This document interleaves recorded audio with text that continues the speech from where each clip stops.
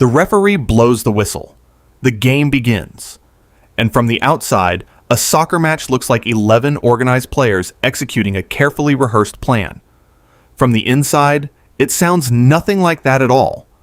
The moment the ball is kicked off, your brain does not think about the tactical shape your coach spent 40 minutes explaining on Thursday.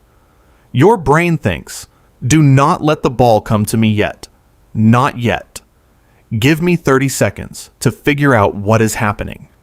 You jog with quiet urgency in a direction that looks purposeful. You are not going anywhere specific. You are buying time.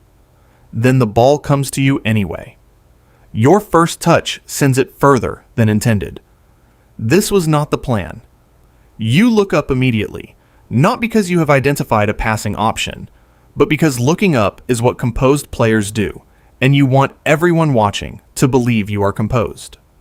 You are not composed. Your heart is running considerably faster than your legs. You pass to the nearest teammate. Immediately you want the ball back. Why did you pass?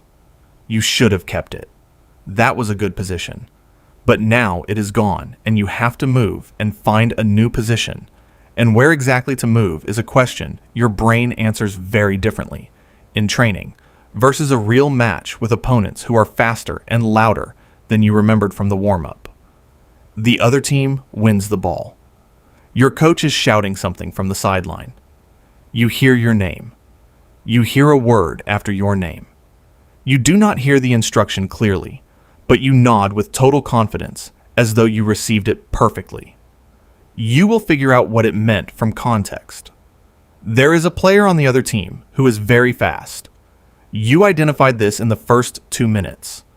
You have been quietly making mental notes about which direction he prefers to run, and whether you can position yourself to cut off that run without appearing to follow him specifically.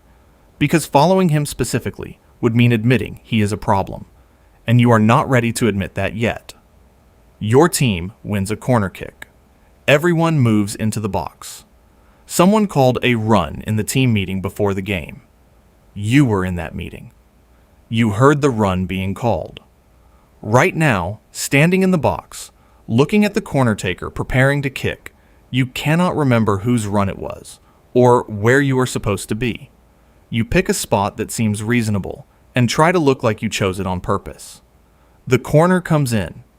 It does not go to anyone's run. It goes directly to a defender who clears it comfortably. Everyone jogs back. Nobody discusses it. This is an unspoken agreement among soccer players at every level. Some set pieces simply do not work, and the correct response is collective silence. Halftime arrives. You sit down. Your legs feel like they belong to someone who has been running for considerably longer than 45 minutes. Your coach talks. You hear about 70% of it. The remaining 30% is lost to the specific internal calculation every player does at halftime. How much do I have left, and how to make it look like more than it is. The second half begins. Somewhere around the 65th minute, something shifts. The thinking gets quieter. This is the strange gift of exhaustion. When your brain is too tired to overthink, your body just plays. The pass you were about to analyze goes before you finish the thought. The run you were going to calculate happens before the calculation is complete. For approximately 10 minutes in every match, usually when you are most tired, you play the best soccer of the game. Researchers who study athletic performance call this a state of automaticity. You call it finally feeling it. Then someone fouls you. The thinking comes back immediately. You lie on the ground for 2 seconds longer than necessary, not because you are seriously hurt, but because you need a moment. And maybe the referee will remember this when a close decision comes. You get up. You are completely fine. You knew that before you even hit the ground. The match enters its final minutes. Your team is level. Every touch feels enormous. Every misplaced pass feels like a personal failure of character. The ball falls to you in a position you have practiced 1,000 times in training. Your mind goes completely blank. You kick it. It goes exactly where you wanted it to go. You celebrate as though you always knew it would go in. The final whistle blows. You shake hands with opponents you spent 89 minutes trying to outthink and outrun. They are tired. You are tired.